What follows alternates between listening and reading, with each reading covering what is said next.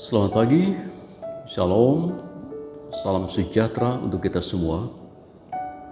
Semoga pagi hari ini kita semua dalam keadaan baik-baik dan sehat-sehat saja. Tiba saatnya bagi saya untuk menjumpai Ibu Bapa, saudara-saudari semua dengan sapaan firman Tuhan. Untuk itu, marilah kita bersatu dalam doa. Kita berdoa. Ya Tuhan Allah Bapa di surga, kami datang dalam pengucapan syukur, penyembahan untuk kepujian kemuliaan nama-Mu. Karena Engkau sungguh Allah yang baik, Allah yang setia dalam segala perkara, memelihara, menyertai, memberkati kami, menyelamatkan kami semua, bahkan melibatkan kami untuk ambil bagian dalam pelaksanaan tugas panggilan gereja, baik di dalam gereja maupun di tengah-tengah dunia ini. Untuk maksud meneguhkan tugas panggilan kami itu, kami hendak merenungkan kebenaran firman-Mu. Maka bila Roh Kudus bekerja berkarya, maka dengannya kami dimampukan mengerti kehendak-Mu. Dalam Yesus Kristus kami alaskan pemberitaan firman ini. Amin. Firman Tuhan untuk kita hari ini sesuai dengan Almanak Nas Gereja Kalimantan Evangelis, diambil dari Kisah Para Rasul pasal 20 ayat 1 sampai 16. Silakan Ibu Bapa membaca dan menyimaknya. Saya tidak membaca secara khusus, tapi saya langsung memberikan ulasan pada beberapa pokok tertentu untuk menemukan pesan baik kita bersama dalam kehidupan hari ini. Pertama, dalam Kisah Rasul pasal 20 ayat 1 sampai 16 ini adalah bagian dari cerita perjalanan penginjilan Paulus yang dibantu oleh beberapa kawan yang lain, mulai dari Efesus dan diharapkan sampai nanti kembali ke Yerusalem melalui beberapa desa dan kota di wilayah Asia. Pada pasal yang ke-20 ayat 1 dikatakan begini: setelah reda keributan itu, Paulus memanggil murid-murid dan menguatkan hati mereka. Dan sesudah minta diri, ia berangkat ke Makedonia.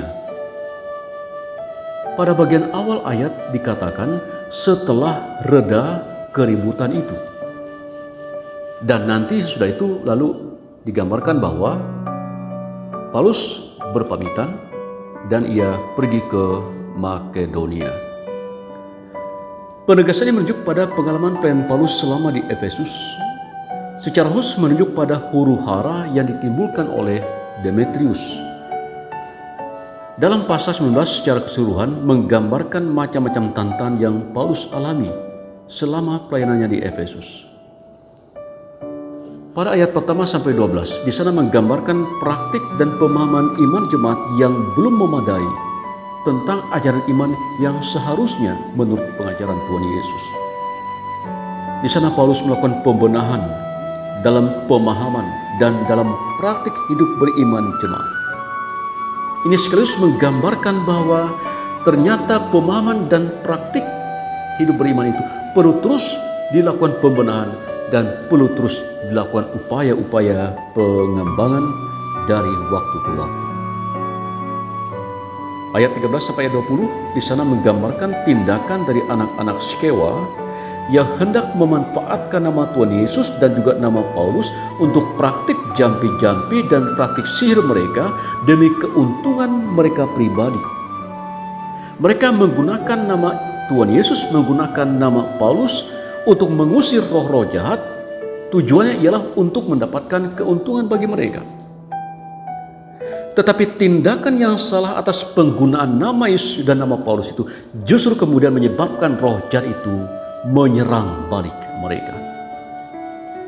Hal sangat menarik di sini ialah ada upaya penggunaan yang salah terhadap nama Tuhan Yesus, penggunaan yang salah terhadap nama Paulus sebagai wujud penghambatan atas pelayanan penginjilan yang Paulus lakukan. Tetapi walaupun itu yang dilakukan oleh anak-anak Skewa, ada catatan yang sangat-sangat menarik diungkapkan pada ayat 17 dan ayat 20 dari pasal 19 ini. Hal itu diketahui oleh seluruh penduduk Efesus, baik orang Yahudi maupun orang Yunani. Maka ketakutanlah mereka semua dan makin masyhurlah nama Tuhan Yesus. Ayat 20, dengan jalan ini makin tersiarlah firman Tuhan dan makin berkuasa. Luar biasa. Di tengah-tengah upaya penghambatan pewartaan nama Yesus, penyebaran firman Tuhan, justru nama Yesus makin dimasyhurkan dan firman Tuhan makin berkuasa.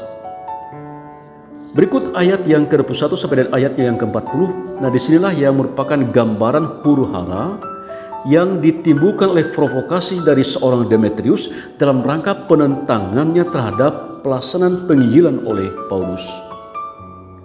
Ia melakukan fitnah provokasi supaya Paulus dihambat, bahkan jika mungkin dibunuh, supaya para muridnya juga mendapat penghambatan dan juga jemaat di Efesus. Ada upaya sangat sistematis untuk menghambat pelaksanaan penginjilan dan juga pewartaan yang sedang Paulus lakukan. Tetapi walaupun demikian, Paulus tetap melanjutkan karya pelayanannya dari tempat yang satu ke tempat yang lain. Diungkapkan kemudian pada ayatnya yang ke-20 ini. Di sana menggambarkan bahwa berbagai masalah tersebut tidak berhasil menghambat Paulus untuk melanjutkan pelayanan penginjilannya dan juga dalam rangka upaya pertumbuhan jemaat itu. Berbagai masalah tersebut justru makin memasyhurkan nama Tuhan Yesus dan makin menguatkan firman Tuhan. Dalam situasi demikian, yang Paulus lakukan ialah ia menghibur dan menguatkan para murid. Ia menghibur dan menguatkan jemaat Efesus. Ia mendukung dan menopang mereka secara langsung dan juga tentu dengan doa-doanya. Nah, ini adalah gambaran umum perjalanan penginjilan Paulus dan juga sekaligus pelayanan penginjilan pada segala masa. Hambatan akan selalu ada. Bentuk dan kualitas hambatan itulah yang berbeda-beda. Pengalaman ini juga hendak menegaskan ungkapan umum tentang kebenaran pemahaman iman Kristen, yaitu makin dihambat, makin merambat. Pada saat yang sama juga sekaligus menegaskan betapa perlunya hubungan antara pimpinan jemaat dan warga jemaat dalam relasi saling menghibur, saling menguatkan, saling menopang satu dan yang lain. Dan juga sesama warga jemaat untuk saling hadir satu kepada yang lain dalam wujud saling menghibur, saling menguatkan. Nah, berikutnya untuk mendukung kehadiran yang satu terhadap yang lain, saling menghibur, saling menguatkan ini, kita lebih lanjut melihat pada ayat yang kedua sampai ayat yang ke-12 dari pasal yang ke-20. Di sini menceritakan perjalanan Paulus dari Makedonia hingga ke Troas. Di Troas digambarkan ada pertemuan khusus yang di dalamnya ada persekutuan memecah-mecahkan roti, semacam perjamuan kudus, dan ada pemberitaan firman. Di tengah-tengah situasi itu ada seorang anak muda bernama Eutikus yang terjatuh dari lantai atas ke bawah dan mati. Namun melalui pelayanan yang Paulus lakukan, termasuk doa khusus dan mujizat terjadi, Eutikus hidup kembali dan sehat kembali. Tanpa di sini pelayanan penguatan oleh Paulus dihubungkan dengan hal-hal yang bersifat rohani dan juga untuk hal-hal yang bersifat jasmani. Pelayanan untuk hal-hal yang sifatnya rohani dilakukan melalui kegiatan persekutuan yang di dalamnya ada pelayanan memecah-mecahkan roti, semacam perjamuan kudus, dan ada pemberitaan firman oleh Paulus dari sore sampai pagi. Sementara untuk pelayanan jasmani tampak dari tindakan mujizat yang Paulus lakukan kepada Eutikus yang tadi sempat mati kemudian hidup untuk sehat kembali. Nah, hal ini memberikan gambaran juga bagi kita bahwa di tengah berbagai macam kesulitan dan hambatan yang dialami, pelayanan rohani dan jasmani perlu dilakukan secara terus-menerus dan berimbang. Kegiatan persekutuan yang di dalamnya ada pemberitaan firman perlu dijaga, dipelihara, dihadiri. Firman Tuhan perlu terus-menerus diwartakan. Di tengah banyaknya suara yang menakutkan dari berbagai pihak dengan berbagai macam cara yang bisa mematikan, mendatangkan kekhawatiran, maka firman Tuhan harus terus diwartakan, terus diberitakan untuk meneguhkan, menguatkan, dan menghidupkan. Para pendeta dan pewarta firman terus perlu memperkaya diri untuk tugas-tugas pewartaan firman Tuhan itu. Begitu pula untuk warga jemaat. Dalam saling menguatkan, entah dalam hal-hal yang rohani, lebih-lebih dalam hal jasmani, perlu di dalamnya hadir, saling menguatkan, saling menghibur.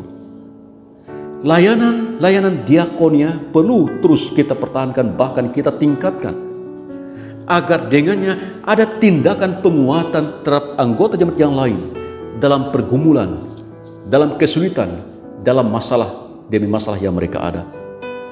Karena itu ini perlu kita terus kembangkan. Persekutuan kita mantapkan, kita teguhkan. Firman Tuhan terus diwartakan. Dan layanan-layanan kasih kita lakukan bersama. Dan dengan itu maka jemaat, walaupun di tengah-tengah macam-macam kesulitan, tantangan, hambatan yang ada, akan tetap kuat dan bertumbuh. Dan dengan itu pewartaan firman akan terus berjalan, penginjilan akan tetap berjalan. Tuhan yang memungkinkan semua terjadi. Tuhan menolong dan menguatkan kita semua. Amin. Mari kita berdoa. Terima kasih Tuhan atas firman yang baru kami dengar. Kami yakin dan mengaminkan kebenaran firman-Mu. Ya dan amin. Juga dalam rangka kami menjalani kehidupan kami sepanjang hari ini, kami hendak berpaut pada firman-Mu. Tolong kami ya Tuhan untuk bagaikan Paulus dalam pekerjaan pelayanannya, di tengah-tengah macam-macam hambatan yang ada, kami terus melangkah dan terus berbuah. Dalam persekutuan kami, dalam pelayanan rohani kami, dan juga dalam pelayanan kasih kami kepada sesama umat di dalam gereja, bahkan juga kepada dunia di mana kami ada. Dalam Tuhan Yesus Kristus kami berdoa. Amin.